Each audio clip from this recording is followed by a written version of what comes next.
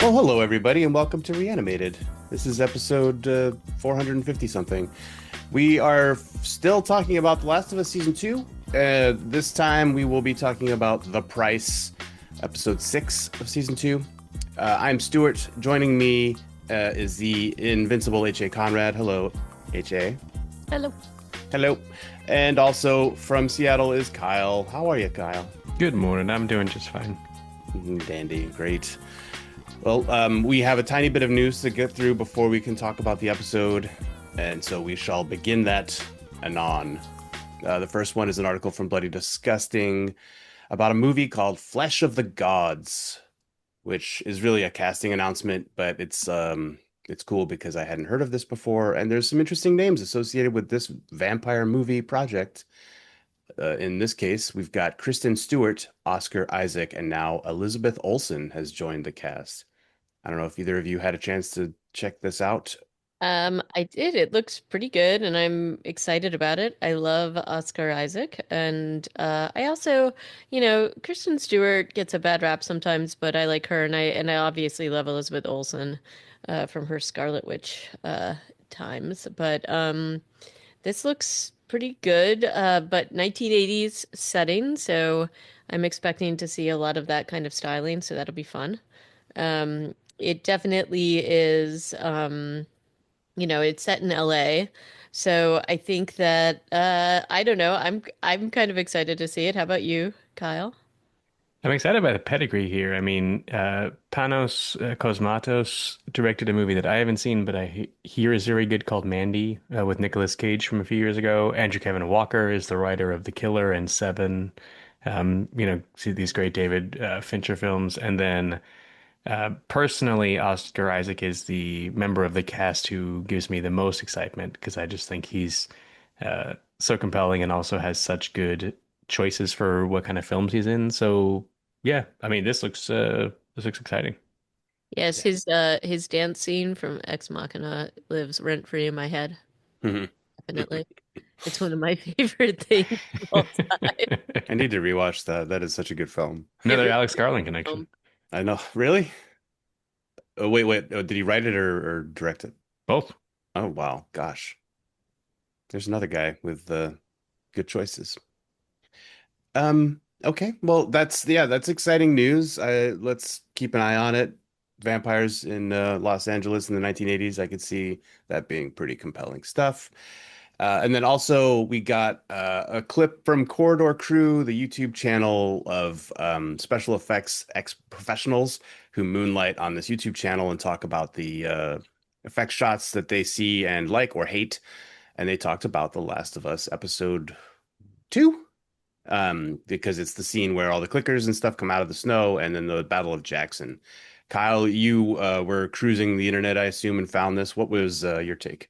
Yeah, I like the Corridor Crew guys. They sit on a couch and talk about VFX, and they've made like 200 episodes of this show, and apparently there's no limit to how many of them I will consume because I just like watch everyone.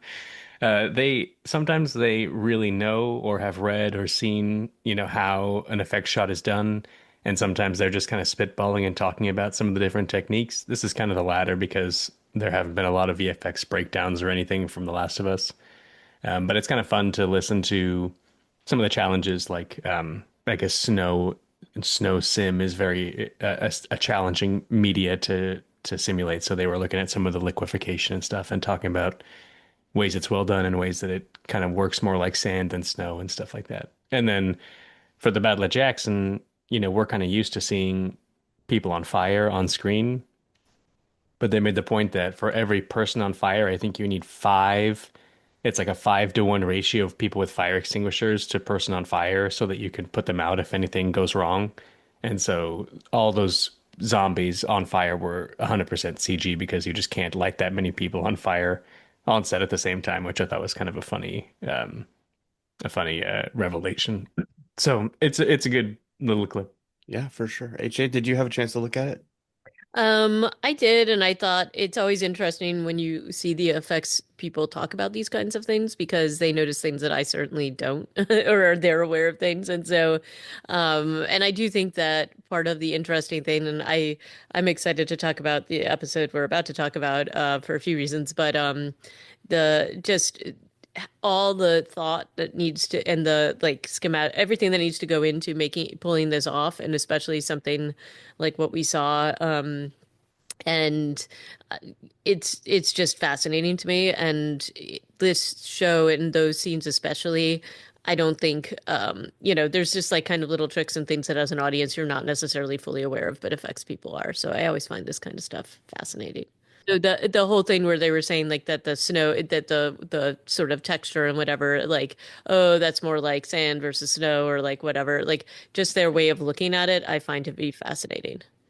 Oh yeah, they're definitely inside baseball. I also like it's cool and it's also a little disappointing because I was totally convinced that a lot of the zombies coming out from the snow scene was practical for some reason. But then when they showed it over and over again and then they pointed out the little inconsistencies, I was like, oh right, yeah, okay, I Yeah, can see it it now. starts to look so fake. When you really look at like zoomed all the way in on one individual zombie scrambling out of the hole, you're like, oh yeah, that's 100% not a real person. But Yeah, it takes looking at it at that level of detail. yeah. Right, but that's not the point when we're watching it as an Yeah. audience. So, and they're kind of relying on the fact that things are moving so quickly and you're not necessarily honing in on those details. And so there's just like the kind of little cheats that you get away with.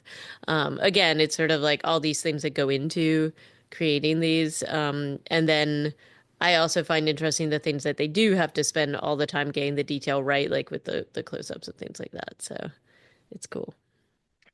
I The have one other little piece of news since it's a slow news day. okay. Last episode, we went into the basement of the hospital where there was a lot of fungus growing everywhere, and it was very horrifying and creepy, as we all talked about. Hmm. I here at my home bought a grow your own oyster mushroom log and have been watching it develop for the last several weeks. And if anything, I have to say they actually undersold how horrifying fungus truly is because I've been watching this thing with just You did like this. extreme levels of disgust. I just dropped a picture of it into the You show did this. notes. I'm seeing it, and you did this on purpose, Kyle. I Like you didn't I brought didn't really know what to expect. brought this into your home.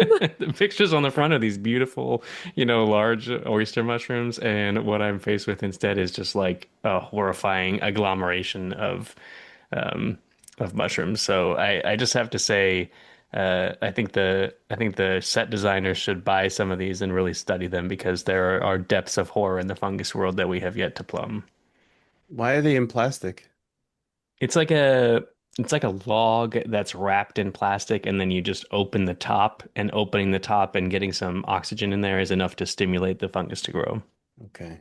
And then you reach in the top and slice off your mushrooms, I suppose, at some point if I'm brave enough to do so.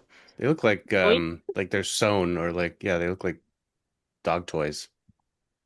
Are you going to? I don't know.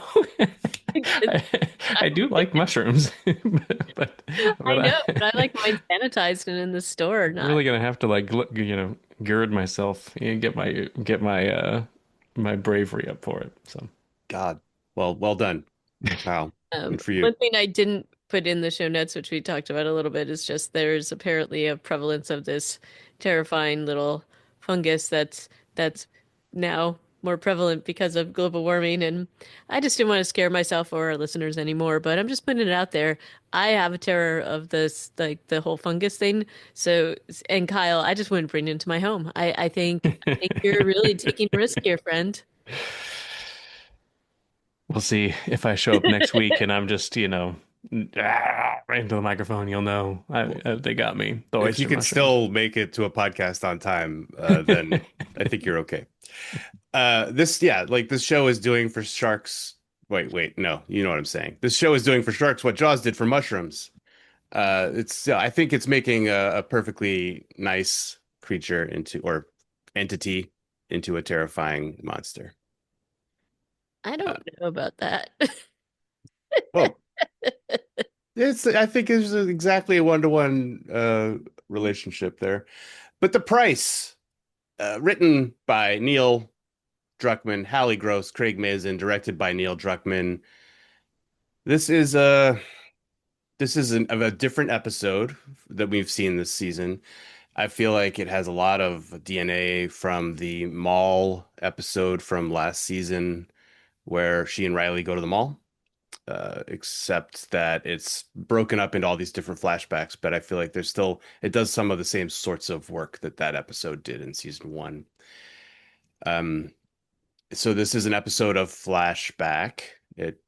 Several different flashbacks, but you progress at least chronologically into the present, which sometimes I do get frustrated with episodes of television that kind of bounce back and forth and hurt my brain.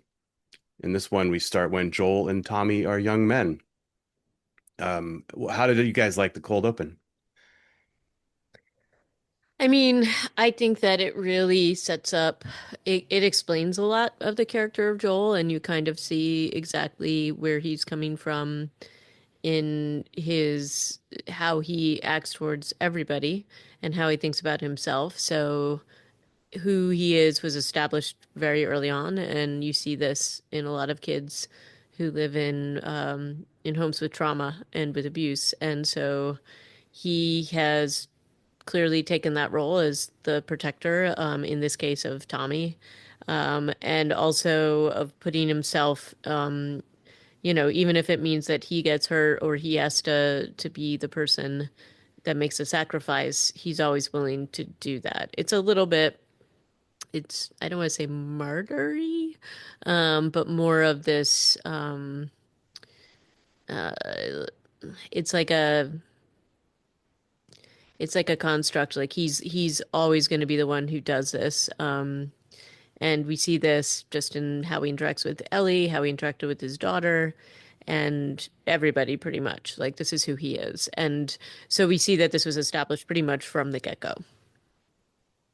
Yeah, And yeah, it's upsetting, honestly. Just even the interaction between him and his dad, between him and his dad, and even the story that his dad shares, I found to be just like it's pretty sad and upsetting to know that that's what their life was like. So I don't know. Thoughts, Kyle?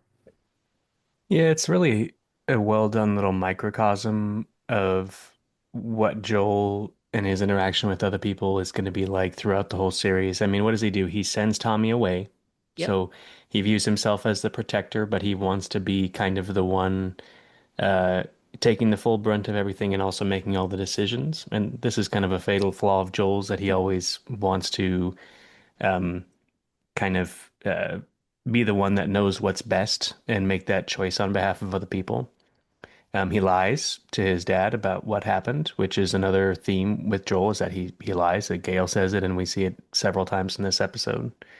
Um, and Why does he lie? He lies to to protect, yeah, to for what protect. he said, what he thinks is like he is protecting somebody. Exactly. So if he can protect physically, he'll protect physically. If he has to protect through subterfuge, he'll protect through subterfuge. But he's always trying to be in that role. And so, um, yeah, you see the seeds of it here, and variations on this theme are going to play out in the other plot lines throughout this episode, and throughout Joel's entire arc. I thought that the actor who played the dad, who I recognized, but I don't know his name off the top of my head, did an absolutely fabulous job. Yep. Um, and I think the fact that he's a cop is an interesting little, very not accidental detail. So I just thought it was a really well done little kind of painful examination of, domestic life and then we'll see how the lessons learned here reverberate throughout the rest of the larger story that we've been watching for 2 seasons. And I also think I mean, it's his also his way of exerting control in situations where somebody feels powerless or might feel powerless, right? So that's, I don't know. What are your thoughts, Stuart? I really enjoyed the performances here. The dad is played by Tony Dalton, who is the swordsman in Marvel. At least he was in Daredevil, most recent season, and Hawkeye in 2021. And he does a really good job of portraying both vulnerability and menacing, and yeah. And then of course there's the line is delivered here about maybe you'll do a little bit better than me next time. And I know that that is something that the show runners were trying to get across in terms of they have this generational iterative idea of parenting and how it changes a little bit each generation. That, but actually, both Neil Druckmann and Craig Mazin talked about how they were hit as children, um, and but yet they would never consider hitting their kids. And so I thought that that was kind of an interesting place to come from here. I also though think that that argument is very much a cop out because I think you can make that decision or not. And so I don't think it's like a like and we could talk about or I could talk about this till I'm blue in the face, but it was his father's decision to do that with his children and he could have easily made another decision and he didn't. So I don't know. I didn't love how that sat with me, but I get what they were trying to get at there. Yeah, I found myself wondering whether the father was a little bit too redeemed by his little speech and by the fact that he didn't actually, end up, belting anybody that day. Um, it was an interesting choice to kind of turn him into somewhat of a sympathetic character. It showcases the complexity of these dynamics, but also, was a little uncomfortable for me. I also found myself wondering if in the year that this scene is set, which is probably roughly 1980, what do you guys think? Did it Yeah. say? Probably. It didn't say, I Did don't not say it was just it was obviously Joel and Tommy as teenagers. Yeah, I found myself wondering if this would even be viewed as an abusive household by like the authorities or anything, or whether this was kind of an accepted or commonplace level of, violence to be visited upon a child at that time. Oh, I think so. I think Fully. so, but I also think regardless, he's a cop. So Mhm. if even if it was something that would be viewed in that way, it's doubtful anybody would ever hold him responsible or accountable for that. I Yeah. think there are still homes where the belt is a normal thing that people get subjected to. Uh, as you know, abhorrent as that might be. The so this scene is not very long. So it's a cold open. And we go through the credits, and then we do have a little subtitle or title card saying 2 months. Oh, actually, no, there's no title card here. It's Joel delivers that by he goes into the bar where Seth is stalking it, and he says he gives him Legos. He's Seth calls him the new guy, and Joel responds, "We've been here for 2 months." So Joel apparently feels like he is well established in this community at 2 months because it's maybe the longest he's been in one place for a while. Um, but he makes a couple of deals here with Seth, which I liked. I thought paying people in Legos is a is a cool idea in the zombie apocalypse. It's the sort of bartering and yeah, exchange of goods that we've been seeing him do since this show started. As a smuggler, he was trading drugs for I feel like information maybe with the Fedra guards in Boston, and here he's still kind of doing the same sort of thing. I like it when the show acknowledges some of the reality of scarcity in this post-apocalyptic world on some level. Because most of the time these folks just look like they're enjoying, brunch in kind of a mountain vacation resort. So it's nice when every once in a while they remind you that, oh yeah, nothing's been manufactured in 30 years in this community. So of course these old things are going to be valuable. Yeah, but somehow vanilla is easier to get than chocolate. Either both of those things sound impossible in Wyoming 20 years after the last vanilla bean has been picked in, Central America or Yeah, or whatever. like, Legos are so hard to come by, but ammunition is just like water. Right. Pretty sure there's more Lego bricks in the world than bullets. Maybe. I don't know, man. I'm sorry to be kind of a Maybe not in downer, but I Wyoming. think it might be the other way around. Yeah.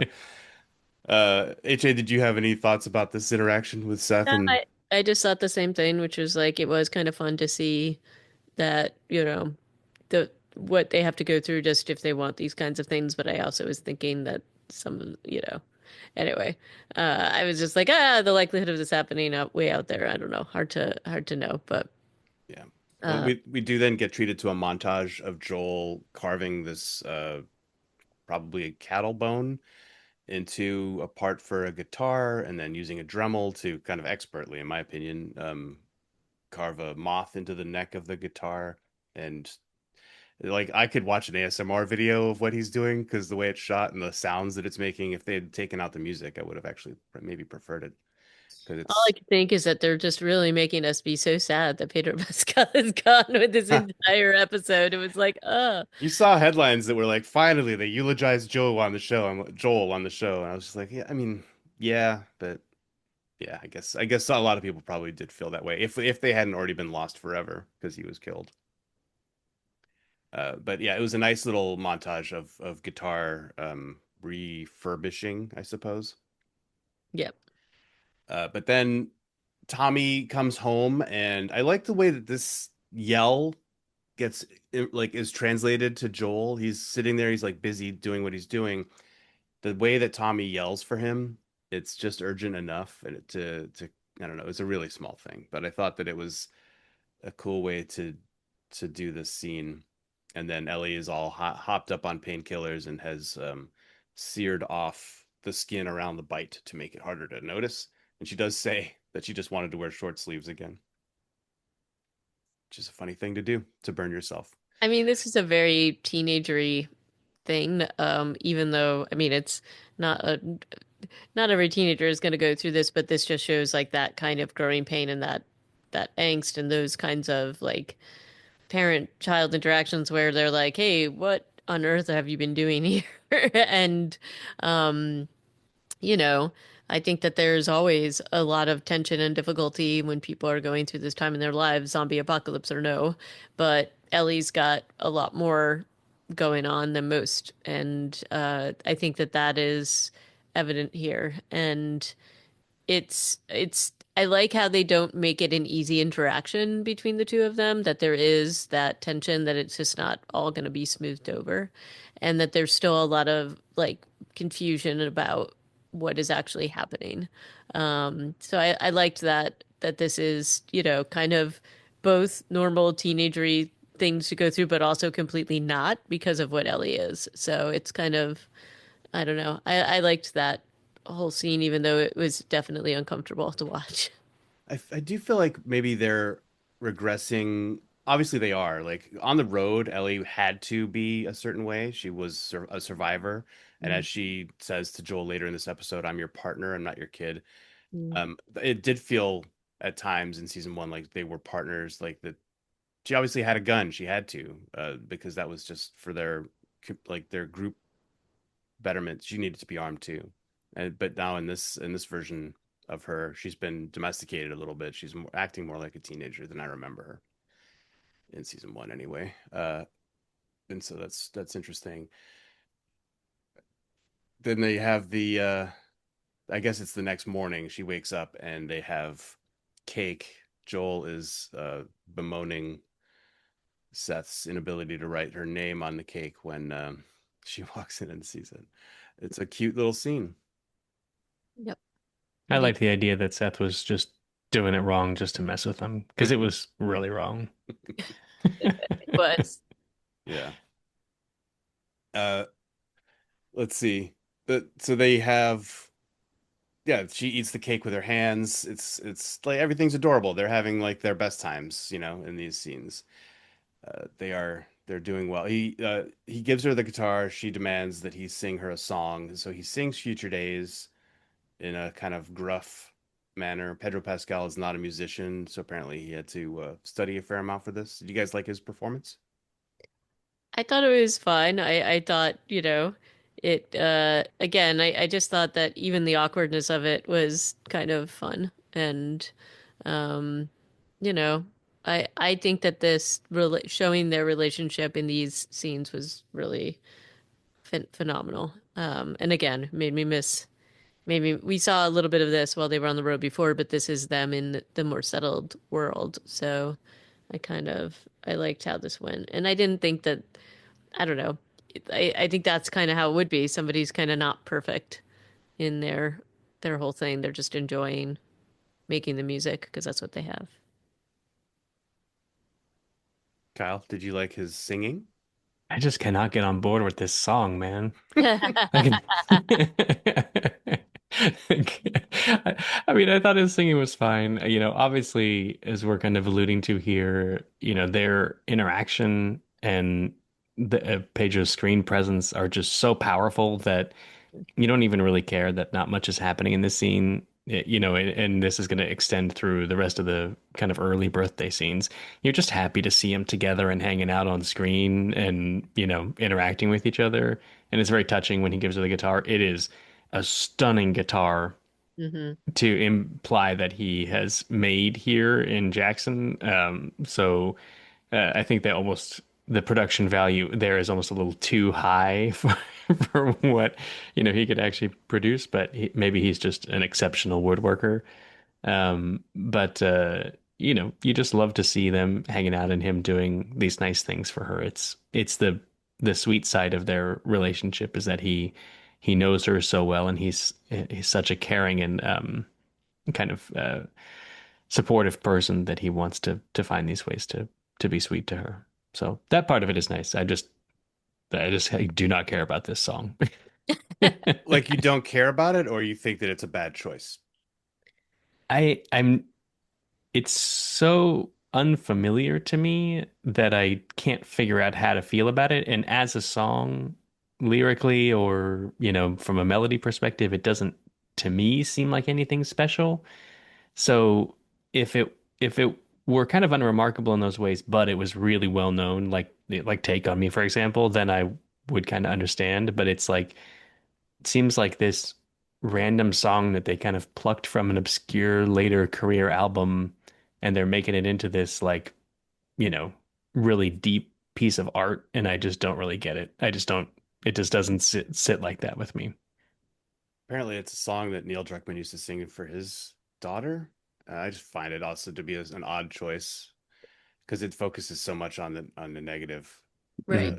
That I would be like, this feels like a weird thing to sing to my child. I'd rather sing about something. I mean, maybe in the apocalypse it makes sense, but that Neil Druckmann, not in a zombie apocalypse, is like, yes, this is the song I should sing to her. I'm like, oh God, man, settle down. It's the only song he could remember the lyrics to, who Well, knows? for Joel, yeah, but I'm talking about for Neil, the writer. Oh yeah, it is an odd song to have chosen to sing for your children. That's Yeah, kind of strange.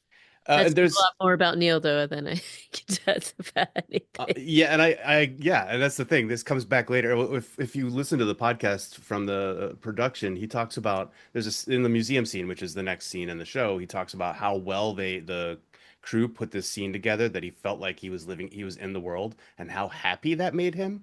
Like I'm living in the Last of Us. Isn't that awesome? I'm like, no, that's terrifying. What are you fucking talking about? Yeah. This is a bad thing. Do not want to live here.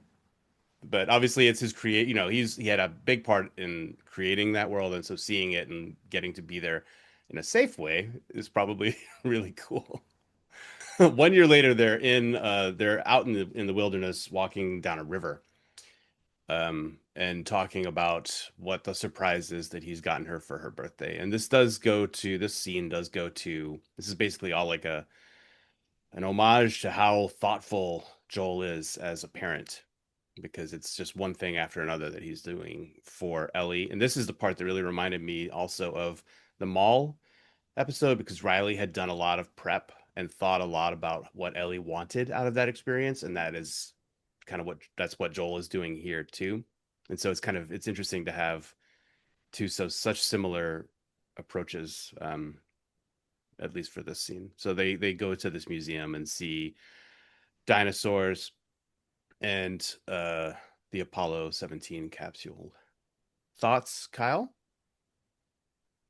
As a former geeky space kid, now geeky space adult, I'm vindicated, or at least I love to see Ellie's enthusiasm for, the space program.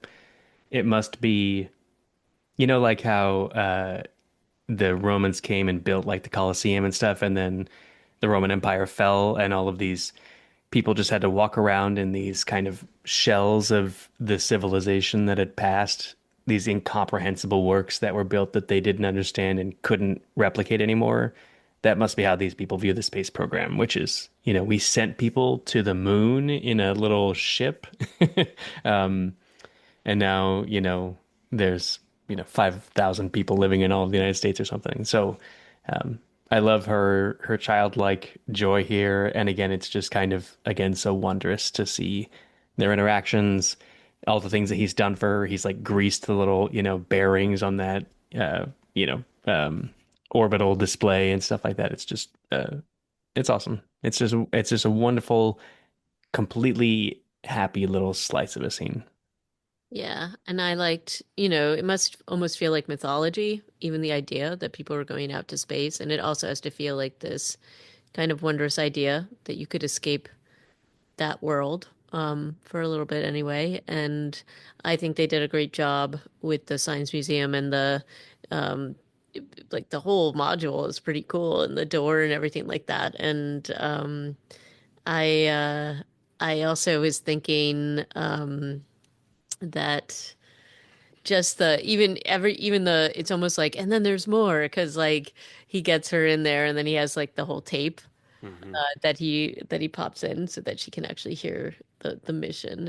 I thought that that was a very sweet and wonderful thing and really just shows the depth of love that he has for her and she for him. And this was a very bright moment. And even her imagining how she's blasting off into space, it was just this real, just a respite of joy in this show that hasn't actually had a ton of it. So, It's also the dream of every kid who goes to a museum and wants to climb inside of and touch all the stuff. And everybody, in reality, not everybody gets to sit inside the right. Apollo 1 space capsule.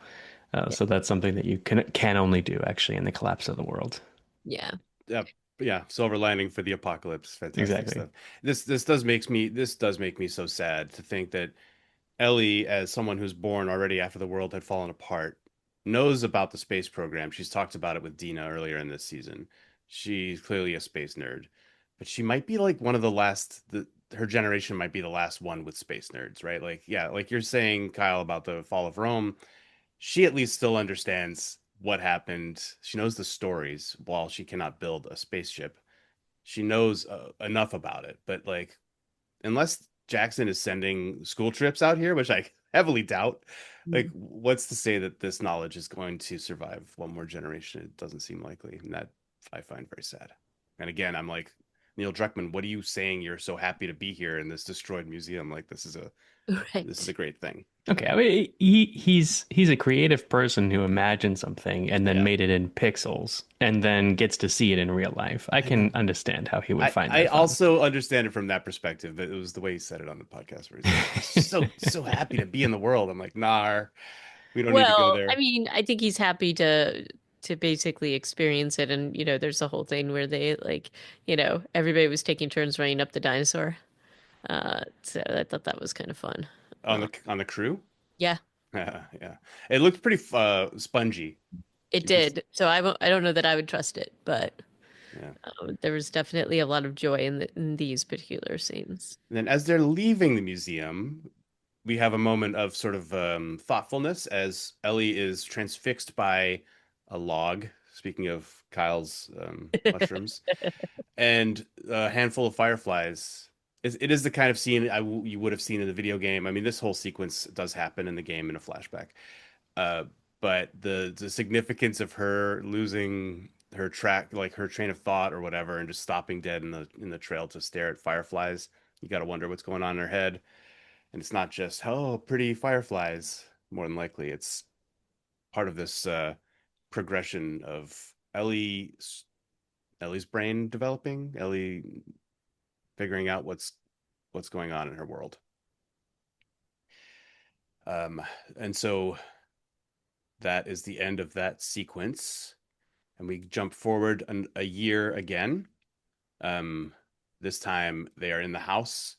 Joel comes inside from a rainstorm, walks upstairs with a cake, hears the dreaded giggles from behind the closed door, and goes into beast mode. And so here we do get to see that Kat is Ellie's ex. In the game, they had mentioned it. In the show, Dina had mentioned it.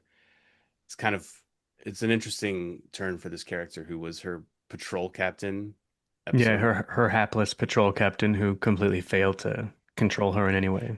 I mean, it maybe that actually is good context for how badly that went and how Kat couldn't tell her what to do because she's her ex, and it just never would have worked out. Yeah. But yeah, and this is also the where Joel figures out a lot of stuff about Ellie all at once, and he kind of freaks out about that. HA, thoughts? Yeah, I did like how the contrast between the last scene and this scene is really, oh, how times have changed and life is complicated, especially when teenagers are involved. And there is just such a shock for him that like he walks in and has to basically take in and process a ton of information at once.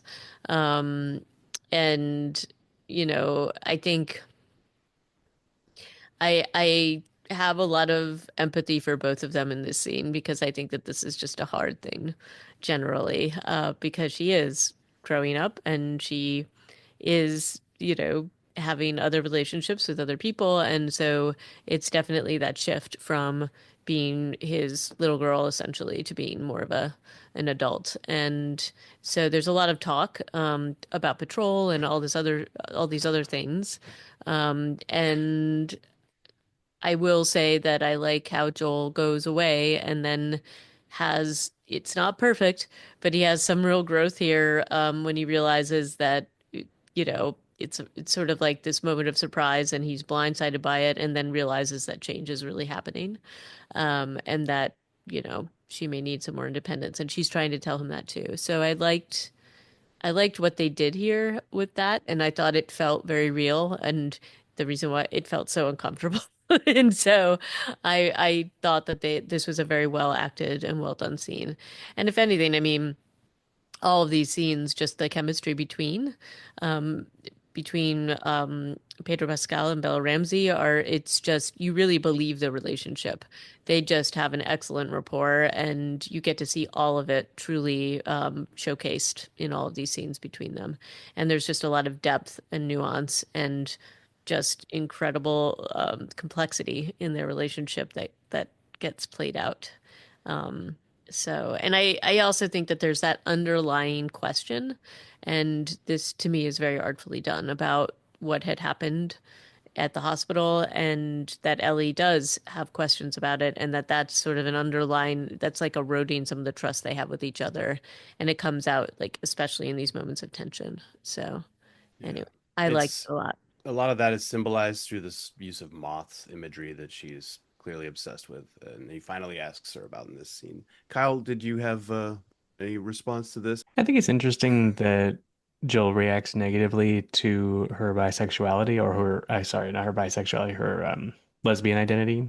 Um, you know, it makes sense because he's a basically a Chicano man whose cultural identity is stuck in 2003, and he worked in construction and stuff like that. So you wouldn't expect him to have the most enlightened attitude toward, LGBTQ folks, but he has a moment of like kind of like denial of her preference, and it's just an interesting little character moment for him to have, and I think it lends some extra depth to his reaction to Seth later because he's kind of angry at Seth for this, but it's almost kind of like a self-shame thing as well. Like Seth is reacting more strongly in cruder language to the same kind of impulse that he felt here in this moment. So I thought that was an interesting little character detail that they added for Joel there. My only other thought on this scene is that was she supposed to have gotten the tattoo like in this moment, or is the tattoo something that she got before and he just found out about it? They I have the tattoo machine is what Kat is unplugging. Okay, that's what I thought. Because that tattoo looked, first of all, way too good. Like very, very like artfully done, lots of tiny little lines. And then also like way too, oh yeah, because that's right, because she's telling her like how to care for it and stuff as she's getting hustled out of the room. Like I'm pretty sure a new tattoo is like a lot more raw and painful looking than that thing looked. Hmm. Yeah, yeah. I couldn't say, but I think they're red at first. I also have another take though on his reaction because I don't know that it's yes, I do think he's surprised about the fact that she's clearly hooking up with Kat, but I also think that it's more of a you're being taken away from me. And this is a surprise to me that I didn't know this about you. And not only that, but you're getting a tattoo and you're doing drugs. And I agree that the tattoo looked, I was wondering if maybe they were doing this over time and maybe she was filling in the details because that's a pretty extravagant tattoo. But Yeah. but agree, it did not look fresh like in the moment.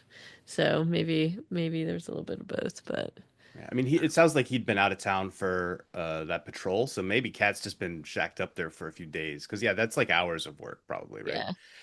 Uh, yeah, I'm glad that you mentioned his kind of rapid growth here. I feel like that reflects well on Joel, that he goes from denial to acceptance pretty fast. All he has to do is kind of like lie down, and then as she's trying to move out to the garage, she's like, "Okay, okay, yeah, I hear you. Let's get you out there. I'll help you.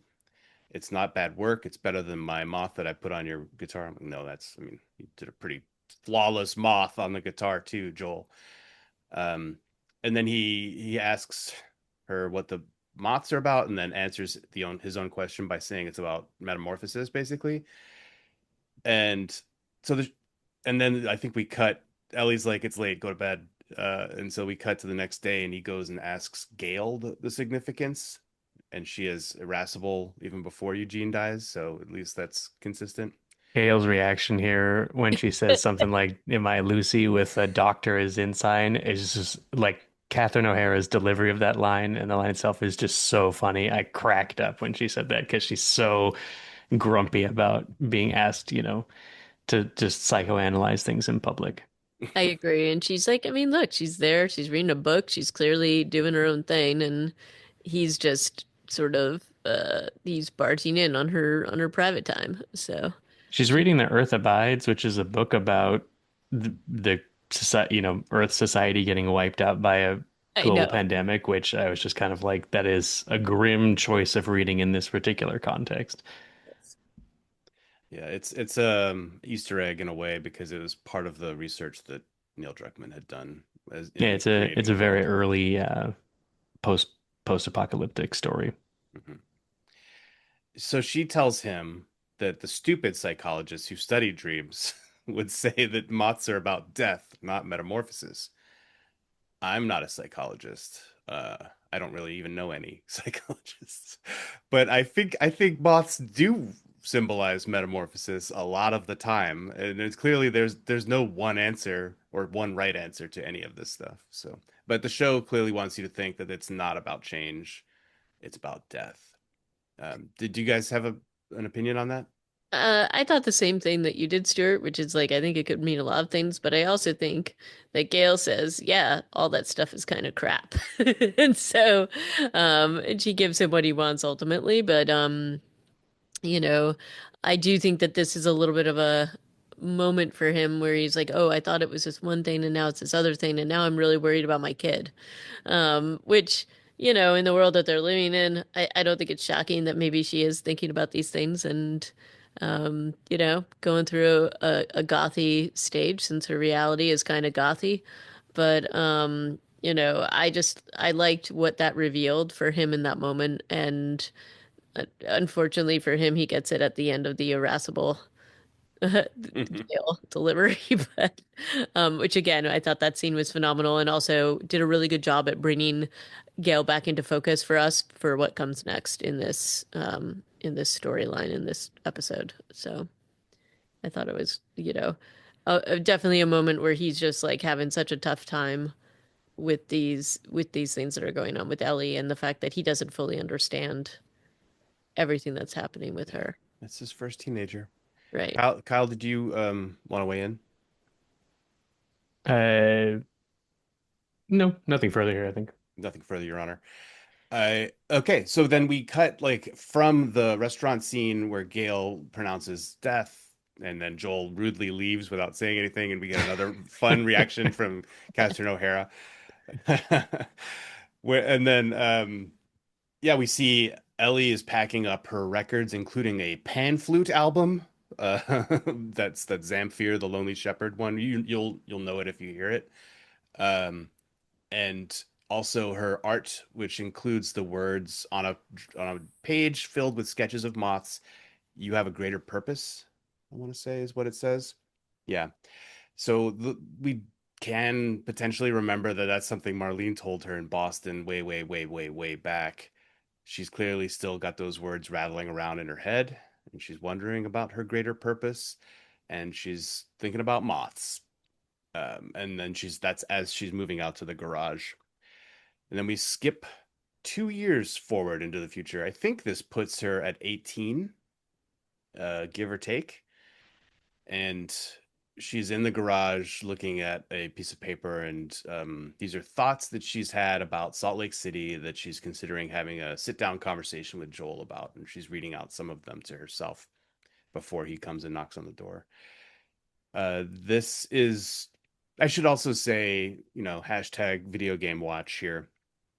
A lot of this is from the game, a lot of it is not. It's kind of it's all being pushed together to um, whereas it was in different flashbacks during the course of the video game.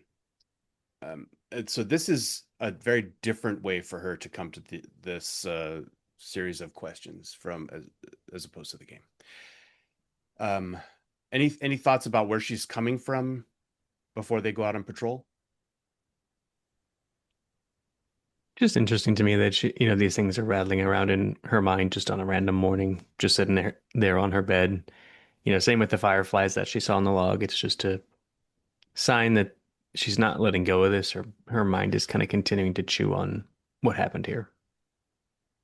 Yeah, and I also think that there is somewhat of a fear for bringing it up with him because she does love him and she may not want to know the truth. And so she's very scared to actually hear what the answer to this is because I think she probably knows what the answer is. And that's pretty hard because to know not just that, you know, like it's to understand how much he loved her to save her, but also to understand that you could have cured everybody. But I think that this is just an incredibly difficult reality that she doesn't necessarily want to embrace, and that's why she's put it off so long. Yeah. I don't think she wants to believe it's true, but she kind of knows it's true. It's like be careful what you wish for. Don't ask questions for which you don't want the answers to, kind of a Yeah. thing. Yeah. But she doesn't get a chance to really ask those questions of him, at least not in this episode that we see. Because next thing we know, he's like, "Hey, you know what? You're old enough. We're going out on patrol." And he gives her like an easy route. They have some, playful binocular stuff, like always, and it actually does call back to her behavior on the patrol that we got to see her do because she was riding around with her binoculars up on her face during that ride also. And here she's kind of goofing around with it, but it's nice to see them doing these sorts of callbacks I mean, call forwards maybe, but yeah, with that behavior. But then they get a call on the radio that Eugene and somebody, his patrol partner, have been waylaid by clickers. They need help, and Joel and Ellie are the closest. She insists on going with him. She uses that line that I mentioned earlier: "I'm your partner, not your kid." Uh, and it's good to see here. I think we're also seeing more of this growth. I think that they did kind of regress her into a more of a childlike state during some of these other flashbacks, but here this is more the Ellie that we're familiar with, and perhaps it's just the setting she's in that she's expected to step up in this scenario, and so she is. But it's nice to see her being reflected that way. Uh, we hear a little bit of gunfire and clicker noises in the distance, and then they come upon Joey Pantoliano, Hmm. who is Eugene. So I have a question for you. Did Eugene kill the other person? I don't think so. Okay. I thought so because there was definitely a turned zombie there with there was somebody with a bullet wound in his head. I couldn't figure out if it was, I don't remember whether it was a zombie or not. Okay. I thought maybe it was somebody else with him that he got bitten, or maybe it was like fending off somebody that got killed by friendly fire or something like that. Hmm. So, I mean, um, the guy being dragged behind the horse was his patrol partner.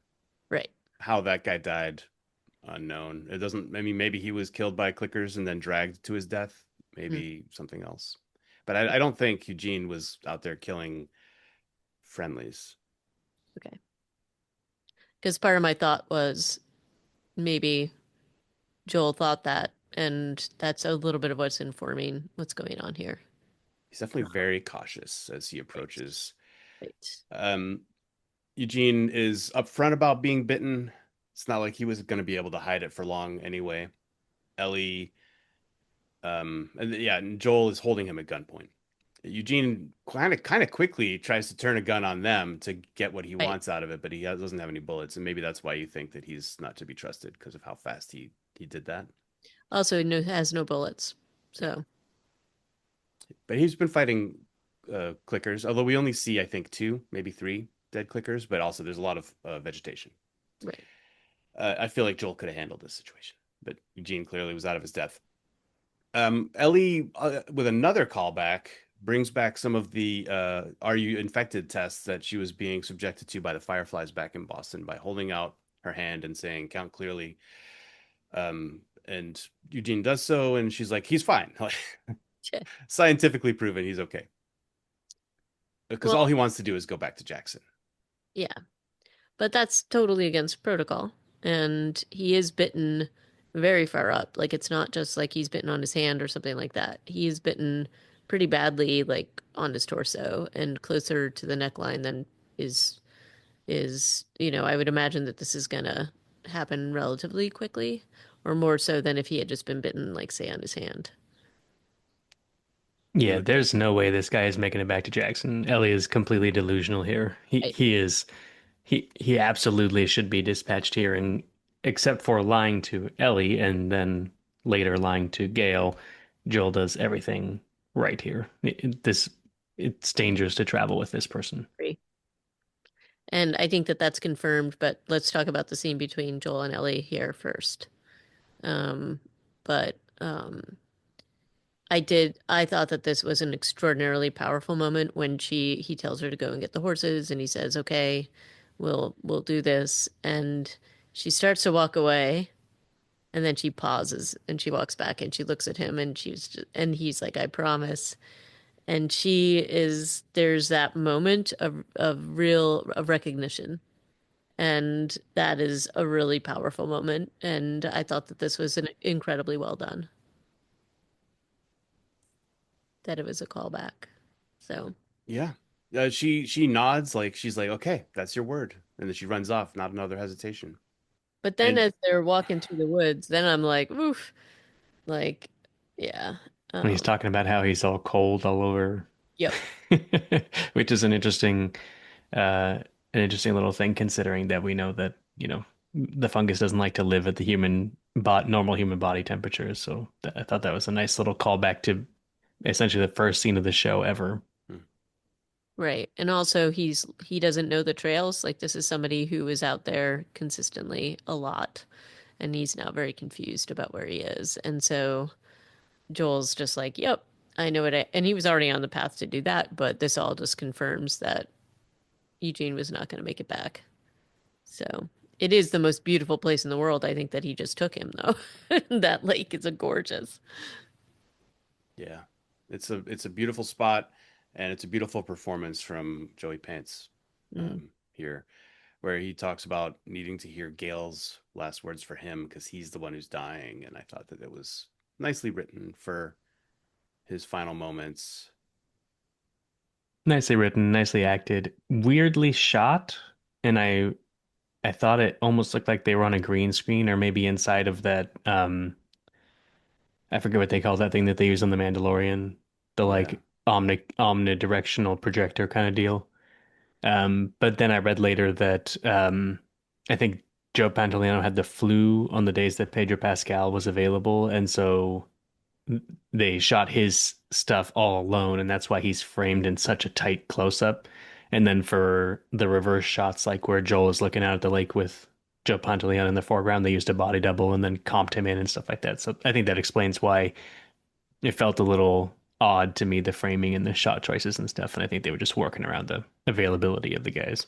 That's You rough. were curious enough to look at it, Kyle, because I was thinking the same thing. I'm like, that's an odd reason. That's Yeah, I was like, it just odd looks weird. way to do this. It was very strange. So thanks for giving an explanation.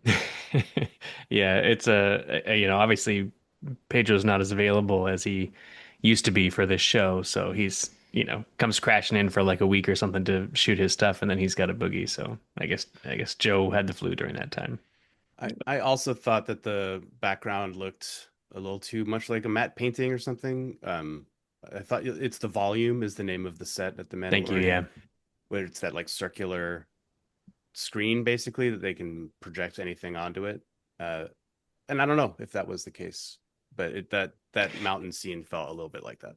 I think they were on location. Maybe they punched it up a little bit with CGI, added some, God rays of sunlight coming through the clouds or something. But I think they did shoot there. I just think they've had to frame it and block it really weirdly because of the two people not being in the same place at the same time. Hmm.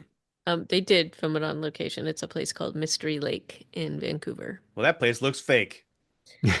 I would say looking at photos of it, it is quite beautiful, but not quite as pristine as it is shown here. So maybe they did punch it up, but it looks like a pretty spot. The way that they did the gunshot without any audio, but you see the birds fly up, I thought was also like a nice choice. But then Ellie rides up, sees Joel looking down at the body. She's just shell shocked. And I think she stays shell shocked until they get back to Jackson, even though Joel is talking to her on the way back. Like, this is how it's going to go down. I had to do this. I'm going to tell Gail exactly what she needs to hear. He doesn't realize the hole he's digging for himself, and that feels a little bit like, I mean, Joel lives in denial a lot, right? So it's not that surprising, but he doesn't know what he's done somehow. Uh, He's clearly not looking at Ellie's face because if he did, he wouldn't be so confident. yeah, Maybe he just is hoping. It's like holding on to that hope. But yeah, she is very much not okay. yeah. And I guess when he said he does like shortly say I'm sorry or sorry to her as he takes his reins from her horse, but he's not looking at her when he does that.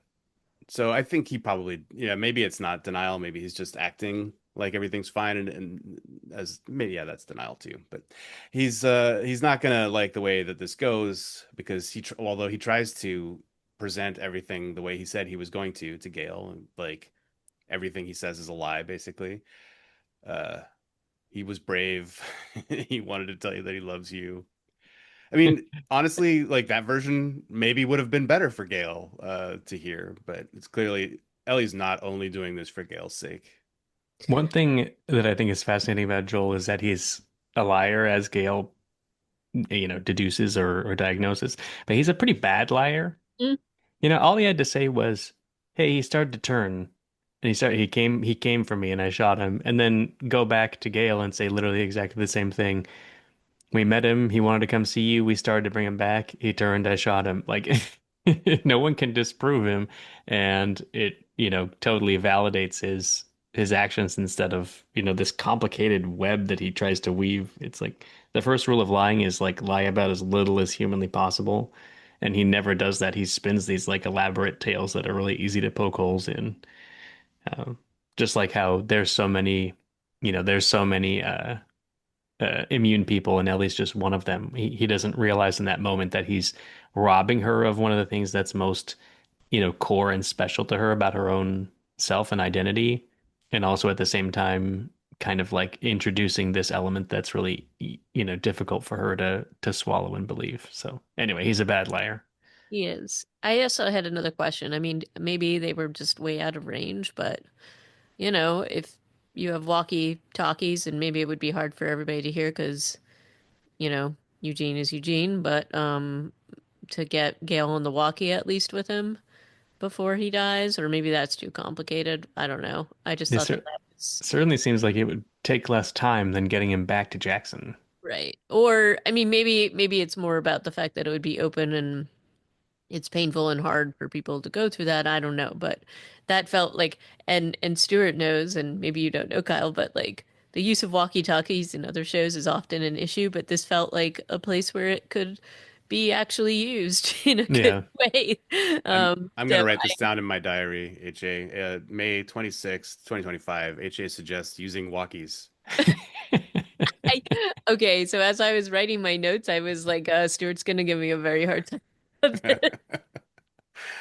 More walkies, please. Never. Yeah, it's a good point. I mean, Joey, Eugene also does say he wants his wife's face to be the last thing he sees. So he does have it's yeah, I mean, he's got a laundry list of desires. Doesn't get to get any of them, but at least talking to her would have met a little bit of that need that he had. So Right, it's but at this point, given how he's turning, or is it more just like he just wants to, you know, eat her. yeah. Like so I think he's turned enough at this point that it's hard to trust anything that he says. I So want to eat my wife's face. I mean, see my wife's face. It's the last thing I want to do. So Joel rattles off the lie. Ellie, takes 3 heartbeats and then is like, nope, that's not what happened. Here's what happened. It was terrible. Gail processes this and slaps Joel immediately. It's not funny, but it's funny. And Joel is looking at Ellie like, what did you do that for? And Ellie tells him exactly why, and then storms off too. It's yeah, man. Like this is why she's so mad. We get it now. Yeah, and she's just seen him, go through this process of making a choice, enacting the violence, writing the story. And it's underlining for her that he may have done exactly the same thing to her. Yep. Yeah, may have, I think. I think she's pretty certain Yeah. by the time she pronounces this sentence. And then we jump forward again 9 more months to New Year's Eve, which to see the scene of the New Year's Eve party with the Dina dancing and whatnot from Joel's perspective as he's sitting with Tommy and Maria. Maria says like, "Oh, Joel, we love you. I'm sorry I called you a refugee earlier. You're part of our family." Um, I'm not 100% sure what that dialogue was in service of, other than just making it so that Joel wasn't sitting there drinking whiskey, being quiet and sad before he goes and intervenes with the Seth situation. Did you guys have an opinion on that? Mm, it's it's a little unnecessary because I think you see him well integrated with the community in episode one. So I think it's just supposed to underline how he's, growing as a person and not the same old suspicious Joel that we would have seen, in season one with his Phaedra community, the people in the quarantine zone. But it doesn't feel really crucial to me anymore. yeah, I thought it was just to show that scene from a different perspective, that's all. Yeah. Um, and just had that in as a layer. But yeah. This is a weird coincidence. I don't think we talked about it the first time around, but Neil Druckmann's obscure music picks. I don't have any familiarity with the Pearl Jam one at all, but I actually have a very long history with Crooked Still, who is the band who performs the kind of bluegrassy tunes in the barn scene. I saw them at Joe's Pub in New York City in like 2006, I want to say, and I followed their career for a long time. They're extremely obscure, and so it's really odd to see them pop up here playing the band, performing their music and playing the band who's in the barn scene. So they're a great band. The lead singer has just an absolutely like feathery, ethereal voice. They have a lot of good songs, but it's the pop culture that Druckmann pulls from is really kind of random, and this it's funny to me that this random one had a pretty strong connection with me, and the Pearl Jam one just did not at all, even though Pearl Jam is a much more well-known band. Yeah, I'm glad that you have a connection to them. I had not heard of them. That is kind of fascinating. They are playing though Brittany and the Jug Boys in this scene. That's not Crooked Still. Sorry, Brittany and the Jug Boys. I did not see them at Joe's Pub in New York City. They're all actors, Kyle. Um, Yeah, I'm glad we got to hear that song again and to see a little bit of this scene unfold from another angle. But really, what we're watching this scene for is to get back to the porch, right? I guess. So any of that dialogue is kind of in service of that. Brittany is just trying to get them there with her drug boys. Hmm. And we were right, you guys. They did have another conversation after she passed by the porch. It was kind of tricky. I guess they gave us that little clue that the guitar was in her room when she woke up the next morning, but that easily you could have thought that was it. They did not. They didn't have a little conversation. They had the conversation. Hmm. Wait, the conversation? They Well, did that No, in I the. just mean it's a big deal conversation. It is, It's not yeah, like they just nodded hello to each other or anything. that's true. But it makes more like given this, it makes so much more sense that the next morning with Jesse, she's like, I want to go on my patrol with Joel. yep. Hmm. Obviously, that makes a ton of sense now, given given where they had left things off if they hadn't had this conversation.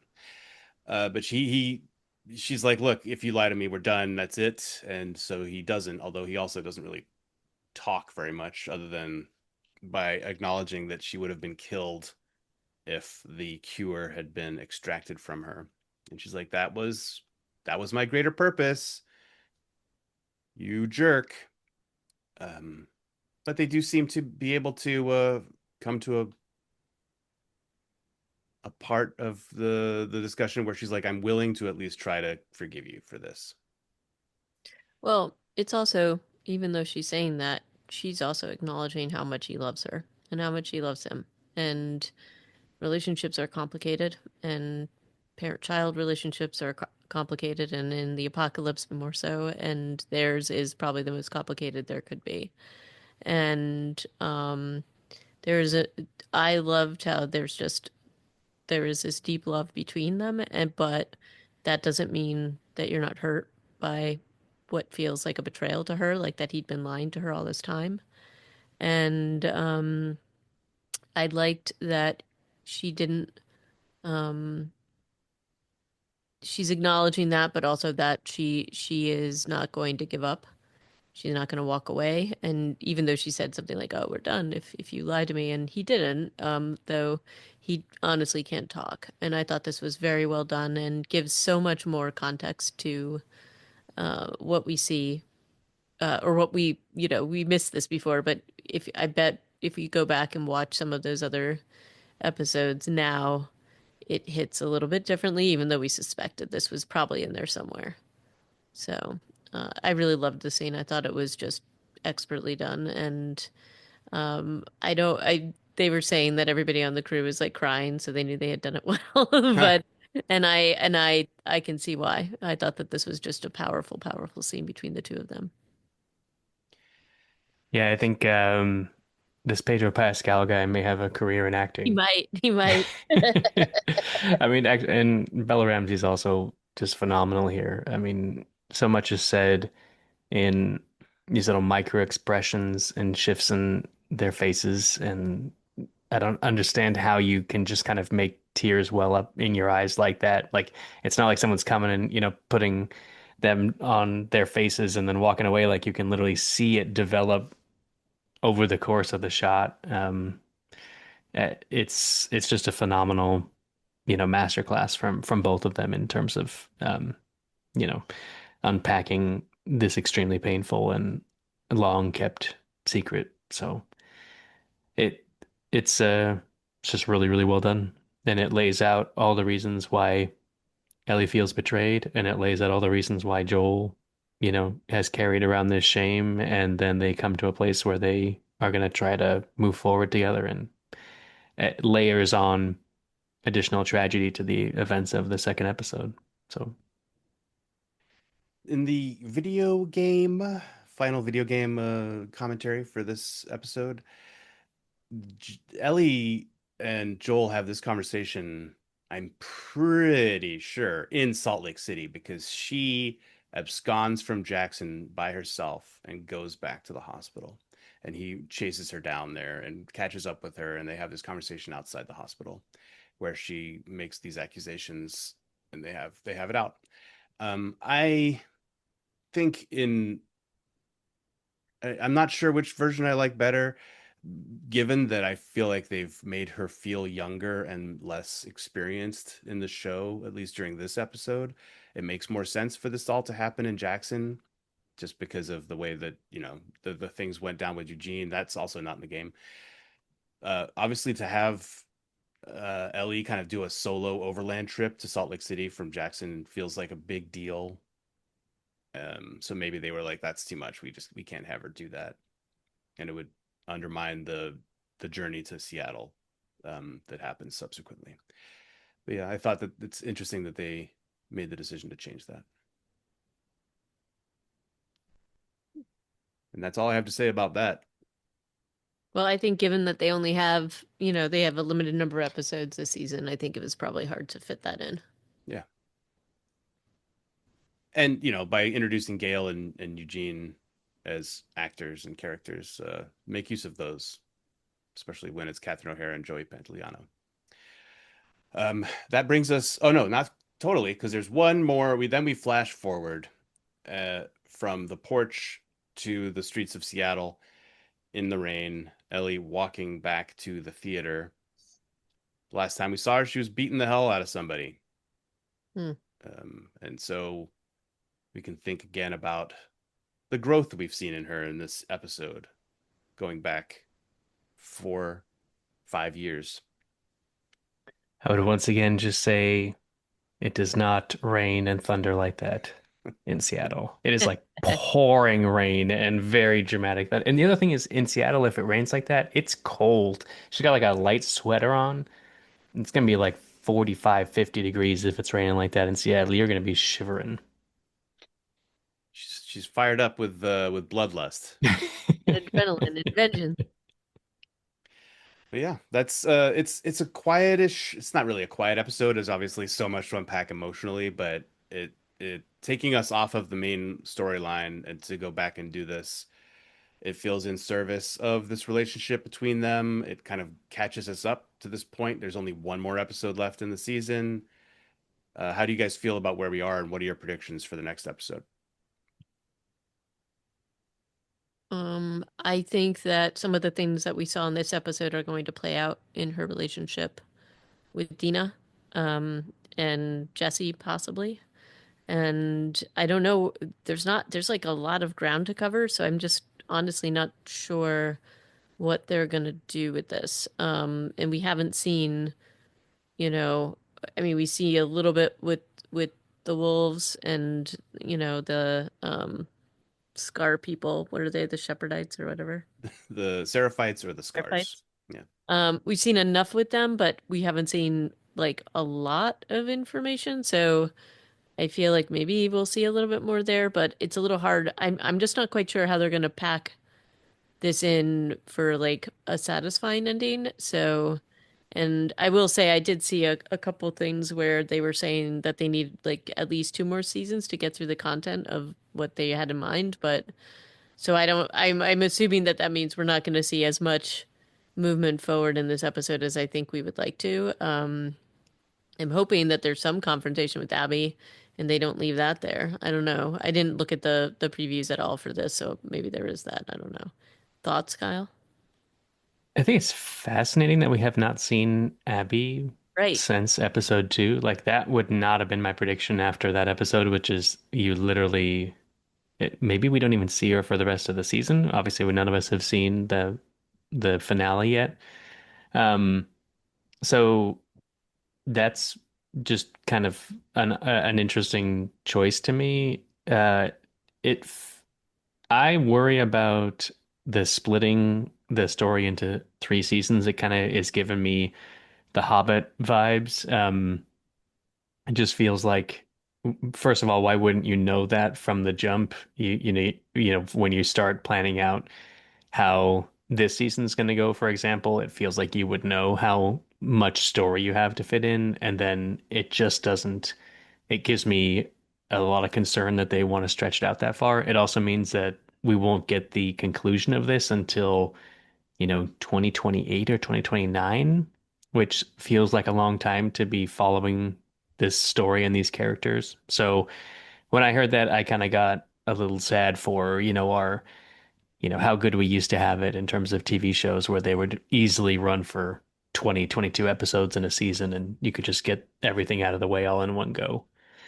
Um, so I wasn't totally happy to hear that, but at the same time, it feels like there's some pieces of story missing here, and there's you know, I really don't know where things are going to go from here, except that we must spend some significant time with Abby in, I guess, season three because she has not been a has not been a factor in season two so far. I thought I'd read somewhere that Craig Mazin said that there was going to be another episode or another season after the next one, but I think that that's not the case. No, that's what I had heard too, was that Yeah. they were originally thinking The Last of Us 2, the the game would be a 2 season arc, and now they're thinking it's going to be a 3 season arc, so Yeah, that this story would not wrap up until the end of what would be The season Last of Us four. TV show season four. Yeah. I don't know what to think about that, but I have seen that headline get thrown around, but then I don't see much corroborating that yet, especially since they haven't even started filming season three. Um, but yeah, they probably have tried to break it, and make their figure out what stories they're telling in which episodes already, if that's their process.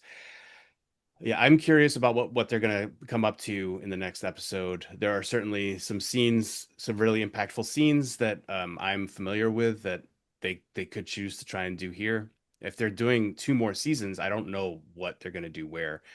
It certainly makes sense that given in the video game you play as Abby for the second half of the game, that there will be some version of a season where we just follow Abby around it the whole time.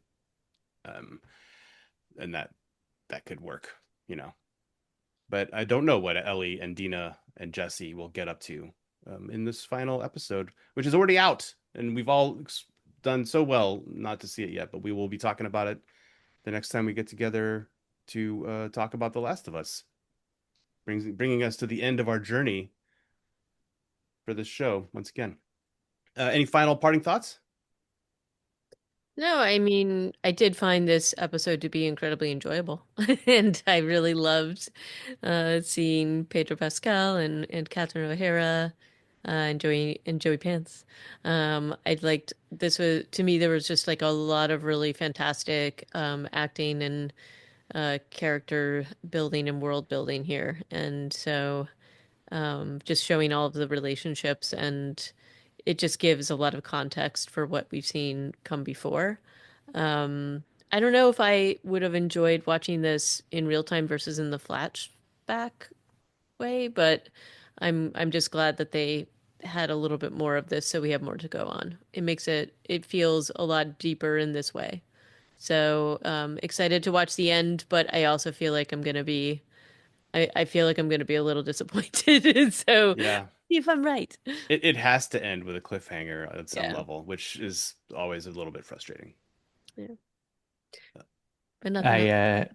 There's a moment that I we didn't note, but I'll just throw it out there when Joel's giving her the guitar. He starts talking about the Dremel that he used, and he kind of goes off on a little Hmm. aside about how it's a pretty useful tool, and you can get a variety of different like heads for it or something. And then she gives him this look like, "Come on!" And it's just a really like cute little moment that I noted in my notes that I thought was funny. Um, Is it a product placement? I don't think so. I mean, is Dremel's a brand name, right? Oh yeah, that's true. It's a Kleenex style genericization maybe. It's not as overt as the World Beyond from Walking Dead, where they did a whole Mountain Dew commercial in one Yes, of their that was episodes. Like, ridiculous. this always tastes so good when I drink it in the apocalypse. Like, but it could have been just Good one. a subtle one. Yeah. Uh, you know, um, just to your point, AJ, it's so nice to see Pedro Pascal in this again, and I understand the reasons why Joel's story was concluded and why he had to die and what that meant for the narrative propulsion of the rest of the story. But um, it's still difficult to accept as a viewer, and it I will say that this season overall, despite its kind of thematic depth and many of the things that we've enjoyed about it, it does feel weaker to me than season one, and I think that part of that is just because he's not in it as much, and so it's it's a it's been a difficult road for us all to go on not having him here, and so to have him back for an episode was both nice and also kind of a reminder of like this interaction, this relationship, this banter, like this used to be in every episode. So I'm excited to see where we go next, but it was bittersweet to have Pedro back for this episode. Yeah, we'll miss him next season, unless there's more flashbacks. Maybe they'll figure some out. Could be. Maybe. I feel like Okay. we've seen a lot of the highlight, you know, of their relationship. There's But not a whole lot more there, but yeah, I'm sure they could figure something out if they really wanted to. Let us know what you thought of this episode, the price of The Last of Us. Email us at reanimatedpodcast@gmail.com, and then find the rest of our episodes online at reanimated.podbean.com. And join us again next week, or the next time we get together to talk about The Last of Us and finish off season 2. So thank you for listening, and ciao. Bye. see ya.